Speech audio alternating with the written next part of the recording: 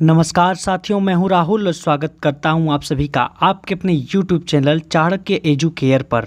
दोस्तों, UP board कक्षा 10 के विद्यार्थियों के लिए मैं आज से स्टार्ट करने वाला हूं हिंदी काव्य।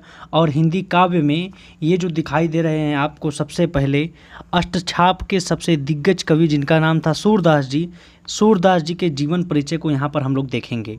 सूरदास जी के जीवन परिचय को समझने के बाद इनकी जो एक रचना है आप लोगों के पाठ में दी हुई, उसके सारे अर्थों को हम समझेंगे। इसलिए आप मेरे चैनल को सब्सक्राइब कीजिए, बेल आइकन को प्रेस कीजिए ताकि मैं जो भी वीडियो बनाऊं वो सबसे पहले आपके पास पहुंचे। देखिए, सबसे पहले हम लोग इनका जीवन परिचय देख लेते हैं। तो सूरदास जी का जो जीवन परिचय है ये यूपी बोर्ड की परीक्षा में, यूपी बोर्ड के एग्ज़ाम में हर साल पूछा गया है दोस्तों। तो इसलिए ये कितना ज़्यादा इम्पोर्टेंट है ये बार बार बताने की ज़रूरत नहीं पड़ेगी। और वहाँ पर ये जो आपको लिखना होगा, इसका पूरा जीवन परिचय सूरदास जी का, वो आपको मात्र 60-80 शब्दों में लिखना होता है, 80 शब्द में। तो आप 80 शब्द से ज़्यादा 100 या 110 शब्द, 120 शब्द तक लिख सकते हैं। ठीक है, आप इतना लिखने की कोशिश करेंगे। और एक बात का ध्यान रखिए कि शब्द बहुत ज़्यादा लिखने का ज़रूरत नहीं है, इसीलिए मैं आप लोगों को देखिए कुछ इस तरीके का हिंट बनाकर दे रहा हूँ ताकि आप लोग इसको अच्छे से पढ़ के इसी तरह आप लोग भी अपना नोट्स बनाइएगा ताकि आपको पढ़ने में आसानी हो और वहाँ पर आप लोग आसानी से लिख सकें। तो चलिए मैं स्टार्ट करता हूँ और थोड़ा सा मैं पढ़ के आपको दिखा देता हूँ। तो सूरदास जी जो थे ये अष्टछाप के दिग्गज कवि थे, ये सबसे श्रेष्ठ कवि थे। अष्टछाप क्या होता है? तो अष्टछाप होता है कि कृष्ण भक्ति शाखा के कवियों का समूह। अष्टछाप में ऐसे कवि रखे जाते हैं जो कृष्ण जी की क्या करते थे? भक्ति करते थे। तो ऐसे 8 कवि थे जो कृष्ण जी की भक्ति करते थे और इन 8 कवियों को अष्टछाप के अंतर्गत रखा जाता है। ठीक है, तो अष्टछाप के श्रेष्ठ कवि थे सूरदास जी। इनका जन्म हुआ था सन 1478 ईस्वी में, 1478 ईस्वी में इनका जन्म हुआ था। और इनका जन्म रुनकता नामक स्थान पर हुआ था जो कि उत्तर प्रदेश में पड़ता है।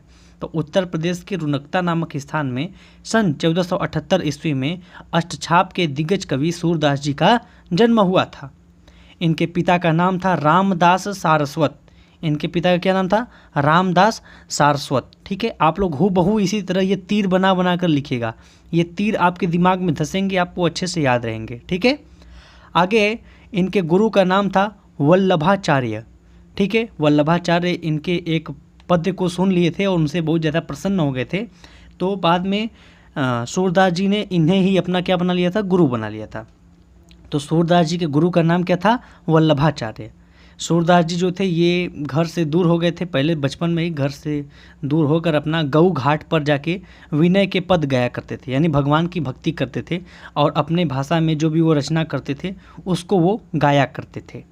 साथ ही साथ वल्लभाचार्य ने क्या किया, जो कि इनके गुरु थे सूरदास जी के, वल्लभाचार्य ने जब देखा कि ये बहुत अच्छा से गीत गाते हैं, गायन वादन करते हैं, तो फिर इन्होंने क्या किया, वल्लभाचार्य ने सूरदास जी को श्रीनाथ मंदिर में कीर्तन भजन करने के लिए लगा दिया था। तो वल्लभाचार्य ने सूरदास जी को किस मंदिर में लगाया था? श्रीनाथ मंदिर में कीर्तन भजन करने के लिए लगा दिया था। इसके बाद देखिए इनकी जो मृत्यु हुई ये सन 1583 ईस्वी में इनकी मृत्यु हो जाती है और इनकी मृत्यु हुई थी पारसौली ग्राम में। ये पारसौली ग्राम जो है ये श्रीनाथ मंदिर के पास ही पड़ता है।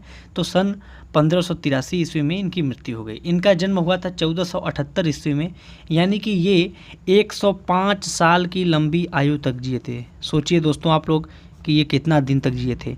तो भगवान की भक्ति करने वाला हर व्यक्ति जब तक भी जीता है, ईश्वर की अगर वो भक्ति करता है तो उसे स्वर्ग की प्राप्ति होती है। आप लोग भी 10 मिनट 5 मिनट थोड़ा सा समय तो जरूर निकालिएगा ईश्वर की भक्ति के लिए। ठीक है दोस्तों, आगे आप देख रहे हैं इनकी रचना को। तो इनकी रचना थी सूरसागर। यह इनकी एकमात्र रचना थी जिसमें 1,25,000 से ज़्यादा पद लिखे गए थे, लेकिन अभी तक सिर्फ और सिर्फ 10,000 पद ही प्राप्त हुए हैं।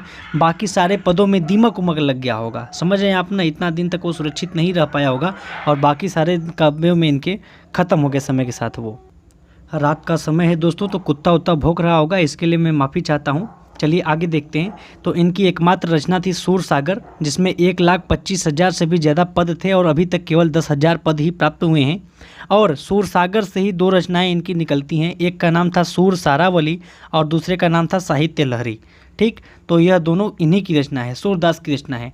तो कभी कभी जो हिंदी साहित्य के पद्य इतिहास से क्वेश्चन पूछे जाते हैं तो वहाँ पर कभी कभी प्रश्न पूछ देता है कि सूरदास की रचना का नाम लिखे, तो आप लोग क्या लिखेंगे, सूर सागर या सूर सारावली और साहित्य लहरी भी लिख सकते हैं। ठीक है, अब आगे बात की जाए तो इनकी जो भी रचनाएं थी वो किस भाषा में थी, तो इनकी ज़्यादातर रचनाएं आपको ब्रज भाषा में मिलती हैं। साथ ही साथ इसमें जो शैली का प्रयोग होता है उस शैली को बोलते हैं मुक्तक शैली और काव्य शैली। ठीक है, मुक्तक काव्य शैली बोला जाता है। तो इनकी रचनाएं किस शैली में मिलती हैं, तो इनकी रचनाएं मुक्तक काव्य शैली में मिलती हैं। तो इस प्रकार सूरदास जी का हमने जीवन परिचय अच्छे से पढ़ लिया है, एक एक पॉइंट को समझ लिया है।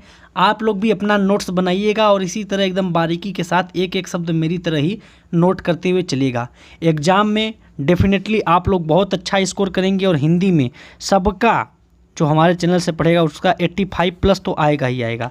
95, 90 इतना तो कुछ बच्चों का आएगा ही आएगा अगर उनका राइटिंग थोड़ा सा अच्छा है और मात्राओं को लिखने में गलती नहीं करते हैं तो।